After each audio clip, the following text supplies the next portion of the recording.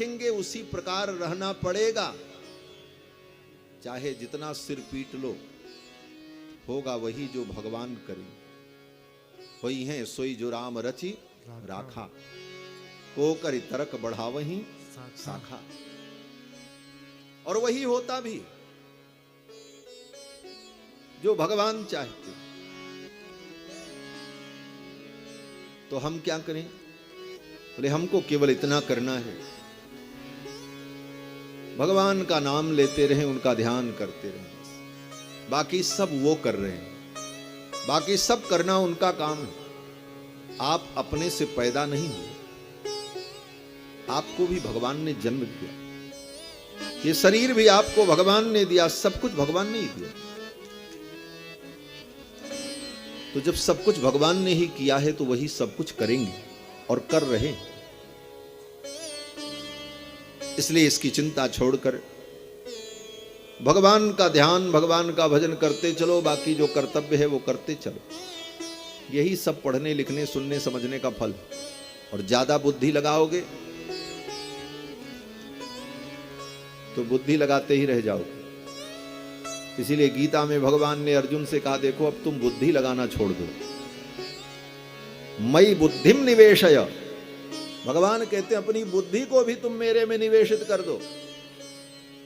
हम शरीर से तो भगवान को प्रणाम कर लेते हैं, साष्टांग प्रणाम, शारीरिक शरणागति दैहिक शरणागति भगवान की कर लेते हैं,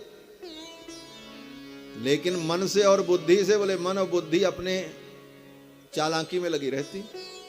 इसलिए भगवान कहते तुम्हारी अभी शरणागति पूरी नहीं हुई। जिस दिन तुम्हारा मन तुम्हारी बुद्धि भी शरणागति कर लेगी, उस दिन तुम्हारी शरणागति सफल हो जाए। दैहिक शरणागति के साथ साथ मन बुद्धि का भी समर्पण भगवान में हो जाए। आगे कथा आती है, सप्तम स्कंद में श्री सुखदेव भगवान ने राजा परीक्षित को भगवान के परम भक्त प्रहलाद का चरित्र सुनाया।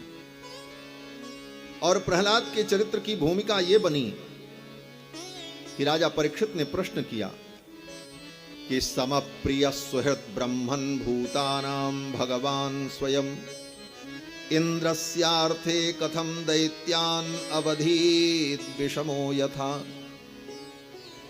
राजा परीक्षित ने प्रश्न किया। देखो, कथा सुनकर के प्रश्न भी वही करता है जिसको कुछ समझ में आता। जिसको कुछ न समझ में आएगा वो कोनो प्रश्न नहीं करेगा, और जिसको सब समझ में आएगा वो भी प्रश्न नहीं करेगा। क्यों? बोले उसको सब समझ में आ गया, प्रश्न क्या करे। और जिसको कुछ समझ में नहीं आया, बोले उसको प्रश्न भी नहीं होगा, शंका भी नहीं। प्रश्न वही करता है जिसको कुछ समझ में आता है और कुछ नहीं आता। और प्रश्न करने का तरीका भी सबको नहीं मालूम है। प्रश्न कैसा करना चाहिए? ऐसा प्रश्न करो जिस प्रश्न के उत्तर में तत्व ज्ञान प्राप्त हो। मूर्खता पूर्ण प्रश्न करके संत महापुरुषों के समय को बर्बाद नहीं करना चाहिए। मैं कथाओं में कहता हूं, लोग आके पूछते हैं, महाराज श्रवण कुमार के मां बाप का क्या नाम था? सुदामा के माता पिता का क्या नाम था? बोले ये कौन सा प्रश्न है भाई? इस प्रश्न के उत्तर से तुमको कौन सा तत्व ज्ञान मिलेगा? एक सज्जन तो पूछे, महाराज एक हमारी शंका है। हमने कहा क्या? बोले पूरी रामायण हमने पढ़ी, हमारे प्रश्न का उत्तर नहीं मिला। हमने कहा प्रश्न क्या है? बोले जब हनुमान जी लंका में गए तो राक्षस ने उनके पूंछ में कपड़ा लपेटा, तेल लगाया, तो आग किस राक्षस ने लगाई थी? उस राक्षस का नाम क्या था? अब बताओ, अब इस प्रश्न का क्या मतलब है? किस राक्षस ने आग लगाई? अरे जिस राक्षस ने आग लगाई वो महापापी होगा।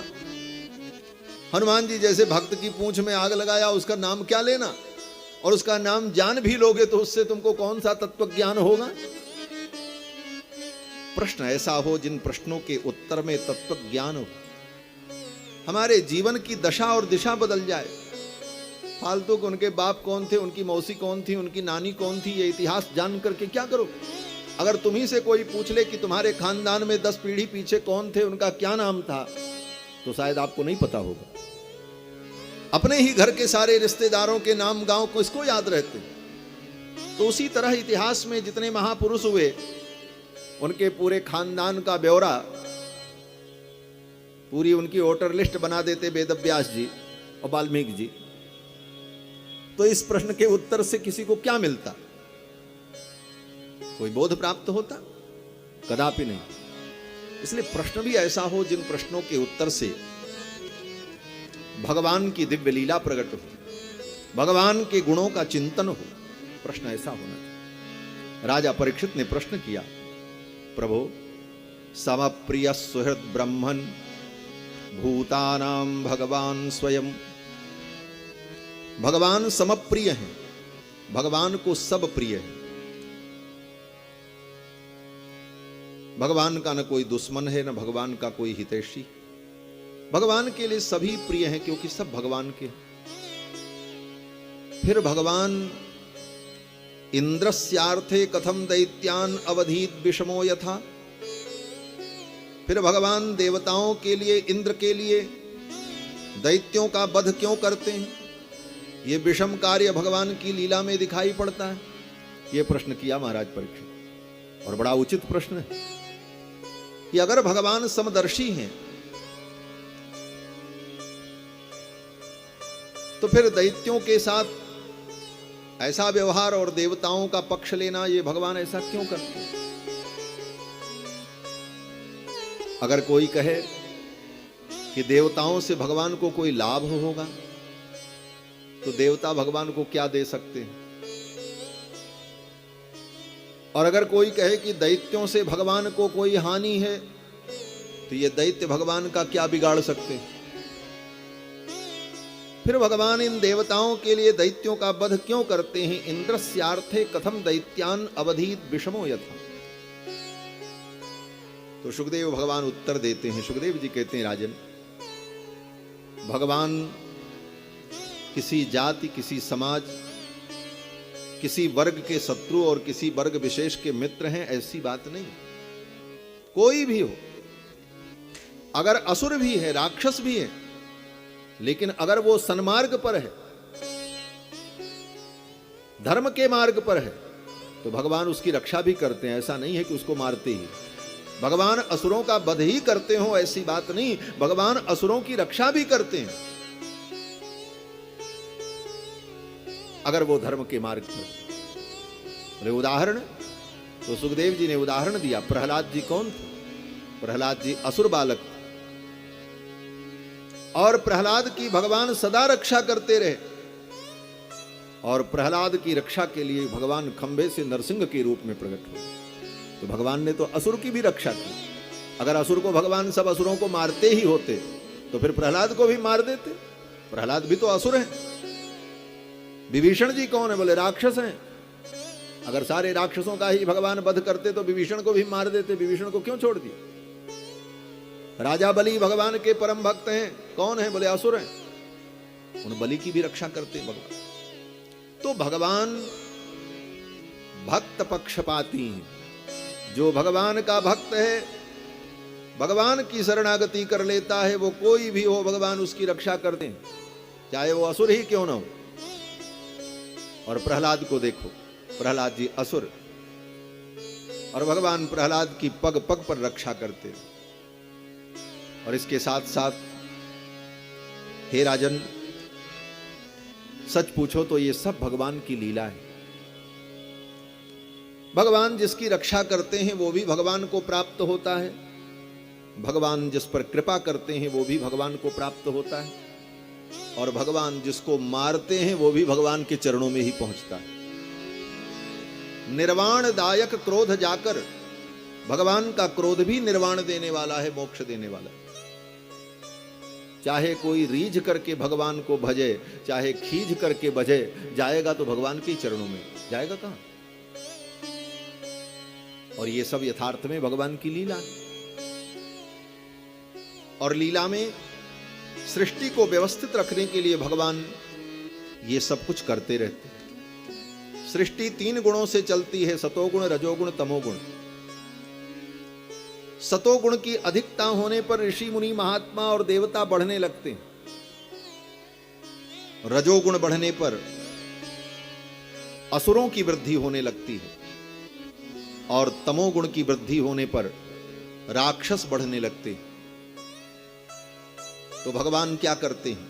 बोले भगवान इन तीनों गुणों का समन्वय करते रहते हैं। जब देवता बहुत बढ़ने लगे,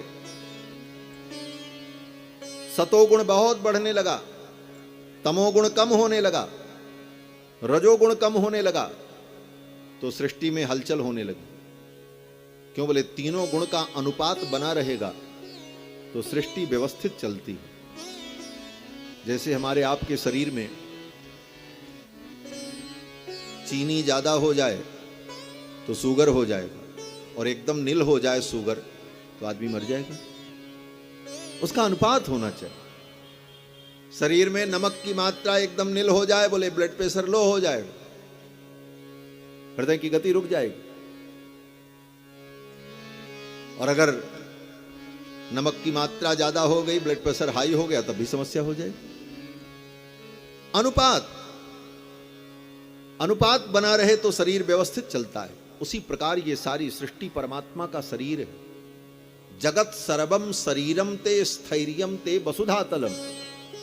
श्रीमद् वाल्मीकि रामायण में ब्रह्मा जी भगवान की स्तुति करते हुए कहते हैं जगत सर्वम शरीरम ते, ये सारा संसार ही प्रभु आपका शरीर है।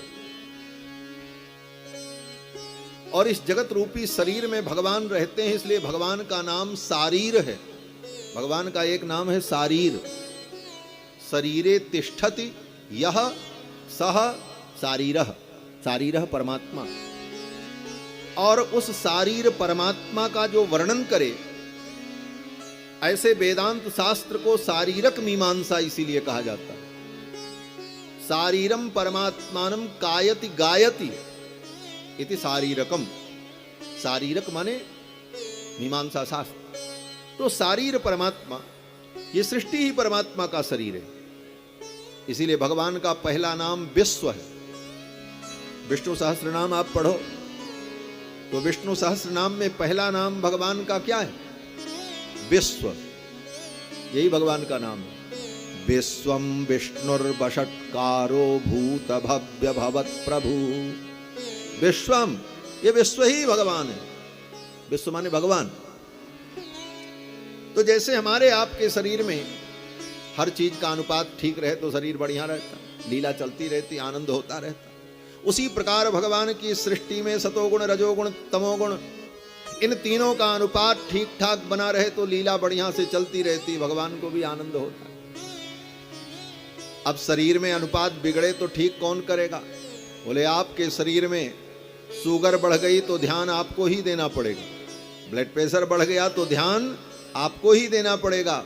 उसी प्रकार भगवान की सृष्टिमय शरीर में कुछ भी घटता बढ़ता है, कोई गुण तमोगुण रजोगुण सतोगुण, तो भगवान तुरंत सावधान हो जाते हैं, इसको ठीक करो तभी लीला व्यवस्था बढ़िया चलेगी। अगर देवता बढ़ने लगे, सतोगुण बढ़ने लगा, तब भगवान क्या करते हैं? बोले भगवान थोड़ी सी शक्ति राक्षसों को दे देते हैं, थोड़ा तुम बढ़ो। अब भगवान ही अपनी शक्ति दे करके उन राक्षसों को बलवान बना देते हैं और वे राक्षस देवताओं को खदेड़ते हैं। परिणाम बोले देवन तके मेरी गिर खोहा। देवता जो है स्वर्ग छोड़ करके गुफाओं में भाग करके छिपते। अब रजोगुण तमोगुण बढ़ा, अनुपात ठीक हो गया, लेकिन अब तमोगुण और रजोगुण ही ज्यादा बढ़ने लगा, सतोगुण घटने लगा। बोले फिर गड़बड़ हुआ। तब बोले तब भगवान स्वयं अवतार लेकर के आकर के उन असुरों को मार देते हैं। जो तमोगुण का विस्तार कर रहे थे ऐसे असुरों को भगवान मार देते हैं, और जो असुर तमोगुण का विस्तार नहीं करते, रजोगुण का विस्तार नहीं करते, सात्विक होकर के भगवान का चिंतन करते हैं, ऐसे असुरों का भगवान संरक्षण भी करते हैं। तो भगवान में कहीं पक्षपात नहीं है, भगवान तो पक्षपात रहित समदर्शी है, और ये भगवान की लीला है। सुखदेव जी कहते हैं राजन, यही प्रश्न तुम्हारे बाबा ने देवर्षि नारद से किया था। कब? बोले जब महाराज युधिष्ठिर ने राजसूय यज्ञ किया। युधिष्ठिर के पौत्र हैं महाराज परीक्षित। सुखदेव जी कहते हैं कि जब तुम्हारे बाबा युधिष्ठिर ने राजसूय यज्ञ किया तो उस राजसूय यज्ञ में अग्र पूजा की बात आई। किसकी अग्र पूजा की जाए? सब लोगों ने कहा द्वारिकाधीश कृष्ण की अग्र पूजा की जाए। सब ने समर्थन किया, लेकिन शिशुपाल ने विरोध किया। शिशुपाल ने कहा इनकी अग्र पूजा नहीं होगी, अग्र पूजा किसी राजा की होती। ये द्वारिका के राजा भी नहीं है, ये तो द्वारिका के छड़ीदार हैं। द्वारिका के राजा तो महाराज उग्रसेन है, और ये क्षत्रिय हैं कि नहीं इसमें भी संदेह है। क्यों बोले आज तक निर्णय नहीं हो पाया कि ये वसुदेव का बेटा है कि नंद का बेटा। कोई कहते नंद का बेटा है, नंद नंदन है, और कोई कहता वसुदेव नंदन है। देखो, विरोध करने वालों के लिए बहुत सारे पॉइंट मिल जाते। वो अपना इसी पॉइंट पर विरोध करने लगा, बोले इसलिए इनकी अगर पूजा नहीं हो सकती।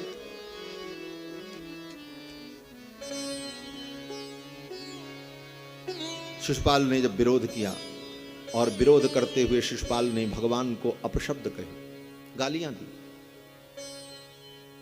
आज भगवान को शिशुपाल गाली दे रहा कोई नई बात नहीं है, वो रोज गाली देता था। शिशुपाल अपने नियम का बड़ा पक्का था। सवेरे उठ करके पहला काम करता था, भगवान को 99 गालियां देता था, उसके बाद पानी पीता था। नित्य नियम से उसका नियम कभी टूटा नहीं। हाँ? दिन प्रति देत गन गन गारी, तुलसीदास जी महाराज लिखते हैं कि दिन प्रति वो गिन गिन करके गालियां देता। हमारा आपका तो नियम टूट जाता है। गुरु जी नियम बताते हैं, सवेरे उठ करके नहा धो करके कम से कम 108 बार भगवान का मंत्र जप लेना, जो मंत्र दिया गया। ये कथा में भी हम इसीलिए कह रहे हैं, जो लोग मंत्र पाए हैं वो जप करें नियम से, नहीं तो मंत्र लेने का कोई मतलब नहीं होता। नियम नियम होता है, लेकिन भक्तों का नियम कभी कभी छूट जाता है। विपरीत परिस्थितियां आ जाए तो छूट जाए तो चलाऊं है, चलता है, लेकिन हमेशा के लिए छूट जाए ऐसी बात नहीं होनी। भक्तों के नियम तो कभी कभी छूट जाते, लेकिन यह शिशुपाल अपने नियम का बड़ा पक्का था महाराज।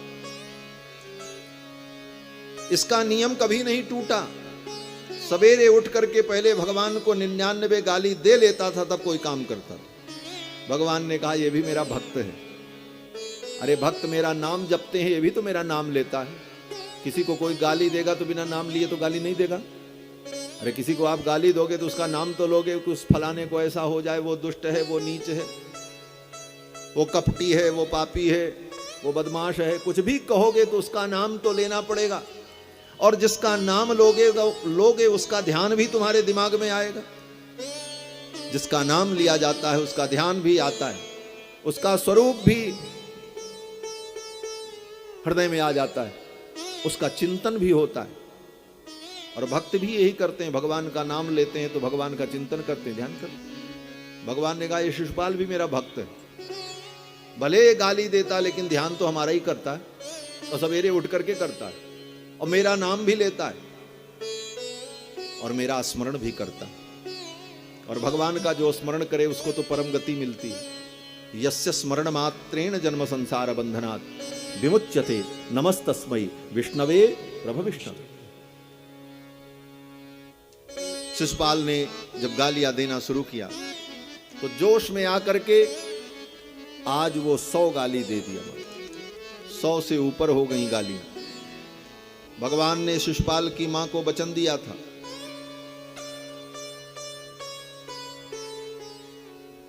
कि ये 100 अपराध करेगा तो मैं क्षमा करूंगा, लेकिन जिस दिन 100 अपराध से ज्यादा ये अपराध करेगा उसी दिन मैं इसको मृत्यु दंड दे दूंगा। सगी बुआ का बेटा है हमारा, भगवान का फुफेरा भाई है, लेकिन मित्रों के बहकावे में आकर के भगवान से द्वेष करने लगा था। आज जब जोश में आकर होश खो बैठा और भगवान को गालियां देते देते 99 से ज्यादा गाली हो गई, भगवान का सुदर्शन चक्र प्रकट हुआ और सुदर्शन चक्र ने शिशुपाल का शिरच्छेद कर दिया। शिशुपाल के शरीर से एक ज्योति निकली और भगवान कृष्ण के चरणों में विलीन हो गई। इस दृश्य को सभा में सभी लोगों ने देखा, युधिष्ठिर ने भी देखा। वहीं देवर्षि नारद खड़े थे। युधिष्ठिर ने देवर्षि नारद को प्रणाम किया और कहा, महाराज देवर्षि, जिस व्यक्ति ने गोविंद को इतनी गालियां दी, अपशब्द कहे, उसको भी भगवान के चरणों में आश्रय मिला, उसे भी मुक्ति की प्राप्ति हो गई। ये क्या आश्चर्य है। तो नारद जी ने धर्मराज युधिष्ठिर से कहा, राजन,